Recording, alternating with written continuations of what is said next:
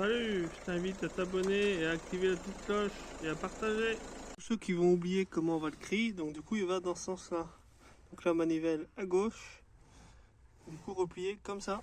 Salut à tous, aujourd'hui on va essayer de s'occuper d'un problème que beaucoup de DS3 ont, et même certaines C3, mais bon, surtout les DS3.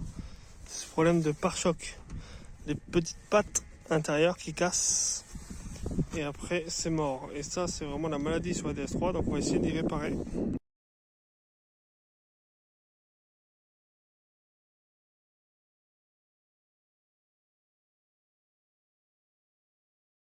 J'ai mis sous ma voiture mes rampes, ce qui me permettra que même si vraiment il y avait un truc, ça s'écrasera pas complètement au sol, ça limite les risques. Pour défaire les roues, il faut éviter de les défaire à la pâteuse, vous pouvez le faire. Si vous faites hyper attention, il n'y a pas de problème.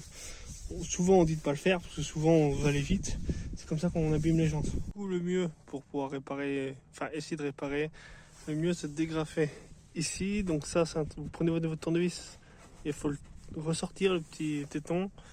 Là vous avez une vis de 10 et là vous avez une vis torx.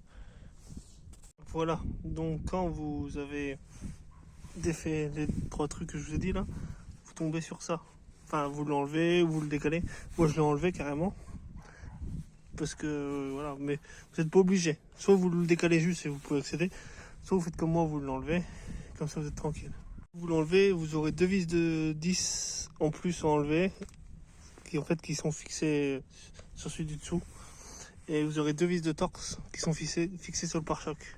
Là, au niveau du pare-choc, je voulais défaire celle-ci qui avait là à l'exploser.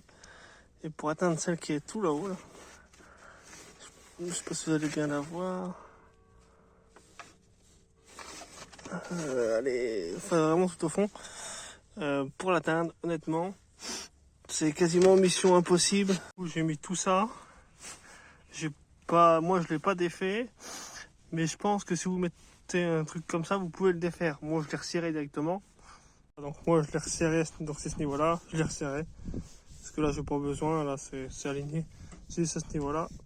Là pour réparer, normalement il aurait fallu changer de pare-choc. En même temps qu'on aurait enlevé le pare-choc, il aurait fallu récupérer la vis qui est pétée, redéfoncer, enfin repercer, etc. Mais sinon il y aurait eu le système, ça dépend, parce que si votre vis ne casse pas, etc. Il y aurait eu le système par exemple de retrouver un vieux pare-choc, de refixer, si ces parties-là sont bonnes, de refixer la partie là dessus et de le remboîter, etc.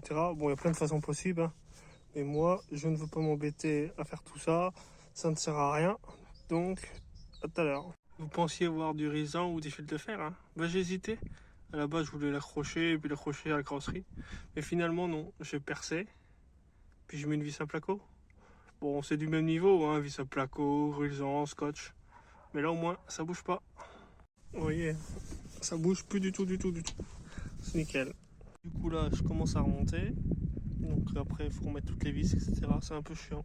En voulant remettre le cache, ben, j'ai pété celui-là, il a claqué. Bon, ben, du coup, ce que je vais faire, c'est que je vais remonter ma roue, je vais les remettre sur mes rampes et je vais essayer de le refixer.